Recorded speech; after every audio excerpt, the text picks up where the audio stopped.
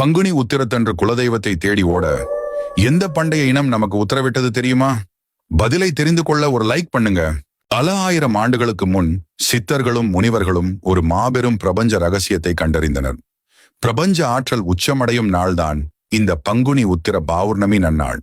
அன்றுதான் தர்மசாஸ்தாவும் நம் எல்லைகளை காக்கும் காவல் தெய்வங்களும் பிரபஞ்சத்திலிருந்து பூமிக்கு மிக அருகில் ஆக்ரோஷமாக இறங்கி வருவார்கள்.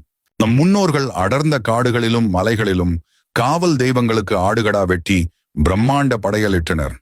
அந்த உக்கிரமான வழிபாடு ஒரு காரணத்துக்காக தான். ஒரு துளி ரத்தம் பூமியில் விழும்போது அங்கே சாஸ்தாவின் உக்கிரமான ஆக்ரோஷம் முற்றிலும் சாந்தமாகி எல்லையெல்லா கருணையாக மாறுகிறது. பகலிரவு பாராமல் வருடம் முழுவதும் இருளில் நின்று நம் குடும்பத்தை காத்த குலதெய்வத்திற்கு ஒரு குடும்பமாக நாம் செலுத்தும் நன்றி கடன் இது.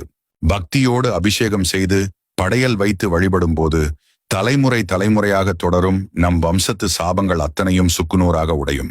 அன்று குலதெய்வ கோவிலில் வைக்கும் ஒவ்வொரு அடியும் உங்கள் அடுத்த தலைமுறையே காக்கும் இரும்பு கவசம்.